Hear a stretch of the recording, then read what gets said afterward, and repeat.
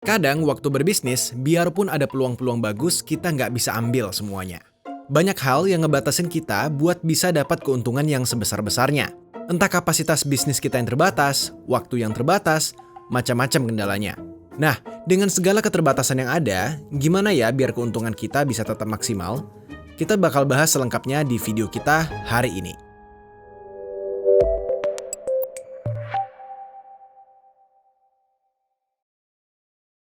Halo guys, hari ini kita bakal lanjutin bahas apa aja yang harus kita pikirin waktu ambil keputusan bisnis. Yang kita bahas ini masih terkait sama pembahasan relevant cost. Buat yang belum nonton, saya saranin lihat dulu video kita yang bahas ini ya.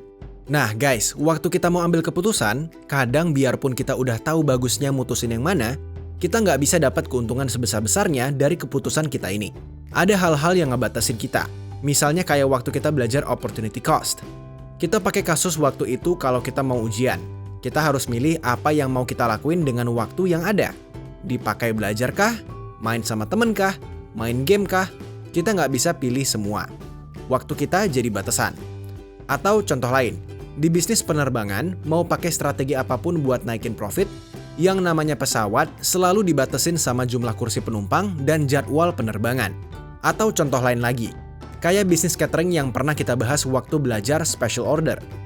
Kalau ordernya cukup banyak, sementara kapasitas dapurnya terbatas, begitu ada order lain yang berbarengan, bisa jadi kita harus ngorbanin salah satu. Di sini kapasitas dapur yang ngebatasin kita. Batasan-batasan ini istilah kerennya suka disebut dengan constraint. Di dunia bisnis, pas kita mau mutusin ambil peluang apa, biasa ada aja constraint-nya. Di kebanyakan kasus, penyebab adanya constraint ini biasa karena ada bottleneck di salah satu proses bisnis kita. Misalnya kalau kita ngomongin kapasitas dapur buat catering. Yang namanya catering, peralatannya bukan cuman ada kompor aja. Tapi ada woknya, ada roasternya, ada steamernya, ada ovennya, macem-macem. Dan gak jarang buat masak satu jenis makanan, prosesnya ngegunain lebih dari satu alat. Gak usah jauh-jauh deh, kalau kita bikin mie goreng aja, kalau mie mentahnya kalian beli di supermarket atau pakai mie instan, mie-nya pasti harus direbus dulu sebelum digoreng. Nah, kalau masak buat sendiri, mungkin cukup pakai satu alat yang sama. Kita bisa pakai buat ngerebus sama ngegoreng. Tapi bayangin, kalau udah sekelas catering yang mungkin bisa masak puluhan atau ratusan porsi.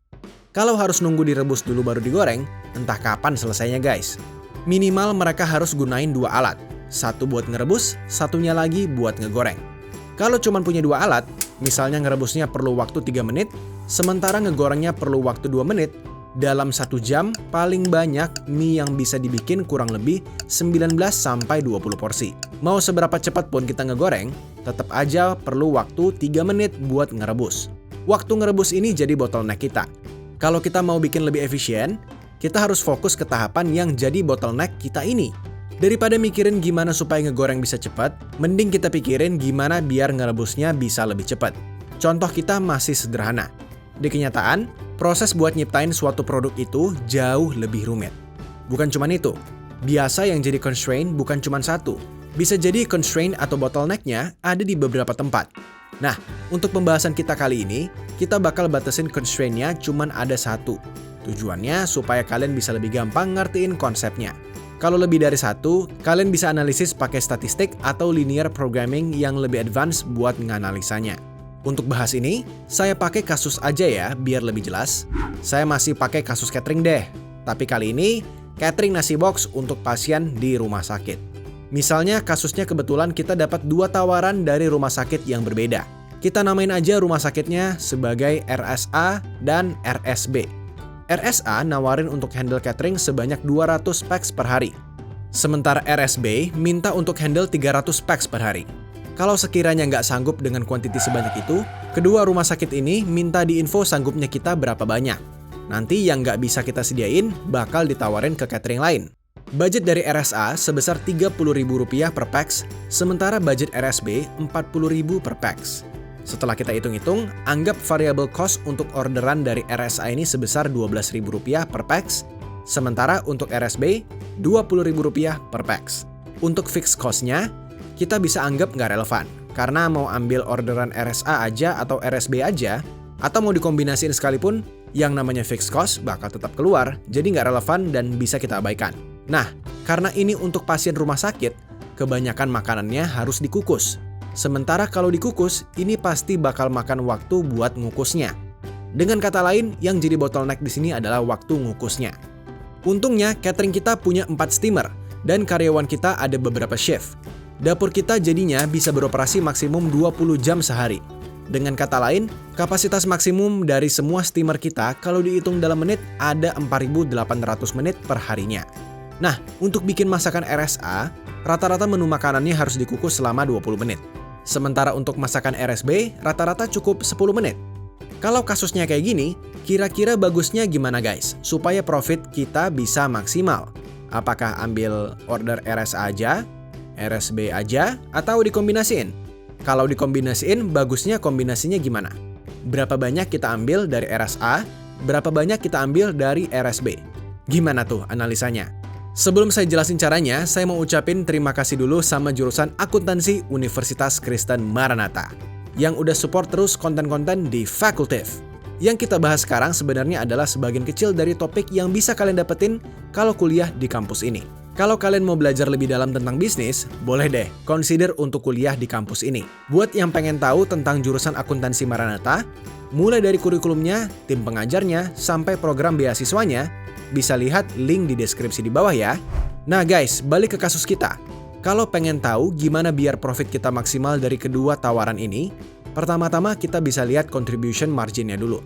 Budget RSA 30.000 dan variable cost-nya 12.000. Contribution marginnya berarti Rp18.000 atau 60%. Untuk RSB, budgetnya Rp40.000 dan variable cost-nya Rp20.000. Berarti contribution marginnya Rp20.000 atau 50%. Saya yakin, kebanyakan orang pas mutusin mereka bakal ngeliat contribution margin mana yang paling besar, itu yang dipilih. Atau dalam kasus ini, kebanyakan pasti mikirnya pilih RSA. Tapi keputusan ini belum tentu bener guys, karena keputusan ini nggak mikirin constraint-nya. Ingat, kapasitas dapur catering kita dibatasin sama kapasitas steamer yang cuma bisa dipakai maksimum 4.800 menit sehari. Buat bikin satu masakan RSA perlu 20 menit. Sementara untuk bikin masakan RSB cukup 10 menit. Dengan kata lain, kita bisa bikin makanan RSB dengan jumlah 2 kali lebih banyak dari RSA. Karena waktu masaknya lebih singkat. Biarpun contribution margin RSA lebih besar, tapi kalau jumlah yang bisa diproduksi sedikit, sementara RSB bisa lebih banyak, bisa jadi profit kita bisa lebih maksimal kalau kita banyakin jumlah orderan RSB. Jadi idealnya, kita jangan lihat contribution marginnya, tapi kita lihat contribution margin per unit constraint-nya. Dalam kasus ini, kita bisa ngitung setiap 1 menit kita ngekukus, bisa ngehasilin contribution margin berapa besar. Untuk RSA, kalau contribution marginnya Rp18.000 dan ngekukusnya perlu waktu 20 menit, contribution margin per menitnya berarti cuma Rp900 per menit. Sementara untuk RSB, kalau kita hitung, setiap 1 menit kita ngekukus, bisa ngehasilin Rp2.000. Nah, di sini baru kelihatan jelas setiap menitnya. Justru orderan dari RSB yang ngasih margin lebih besar. Kalau kita udah tahu mana yang ngasih kontribusi margin lebih besar, pertanyaan selanjutnya, kapasitas steamer kita bisa nampung semua orderan dari RSB, kurang, atau malah masih ada sisa. Kalau masih ada sisa, kita bisa terima sebagian dari RSA buat maksimalin profit kita. Buat tahu ini, kita tinggal hitung aja. RSB perlu 300 packs per hari. Sementara untuk bikin masakan RSB, kita perlu waktu 10 menit per packs. Berarti, kalau mau kita kerjain semua orderan RSB, kita perlu waktu 3.000 menit buat ngekukus. Kalau kapasitas maksimum steamer kita bisa sampai 4.800 menit per hari, berarti masih ada sisa 1.800 menit. Kita bisa gunain sisa waktu ngekukus kita ini buat ambil sebagian orderan RSA. Buat ngukus 1 packs RSA perlu waktu 20 menit. Kalau kita punya sisa waktu 1.800 menit, berarti kita bisa kerjain sampai 90 packs orderan dari RSA per harinya. Jadi kesimpulannya di kasus ini, kalau profit kita mau maksimum, kita bisa terima semua orderan dari RSB sebanyak 300 packs plus orderan dari RSA sebanyak 90 packs. Total margin yang bisa kita dapetin nanti, kalau contribution margin RSA-nya 18.000 dan RSB 20.000, berarti kita bisa dapetin contribution margin sebesar 1.620.000 dari RSA dan 6 juta dari RSB. Dan totalnya sebesar 7.620.000 per hari dengan kombinasi ini. Oke guys, sampai di sini pembahasan kita tentang differential analysis. khususnya tentang gimana nerapin konsep relevant cost di keputusan bisnis kita. Kita bakal bahas topik akuntansi manajemen lainnya di video-video berikutnya. Buat yang pengen terus ngikutin, bisa subscribe channel ini ya. Terus semangat belajar, jangan dibuat rumit, tetap be simple.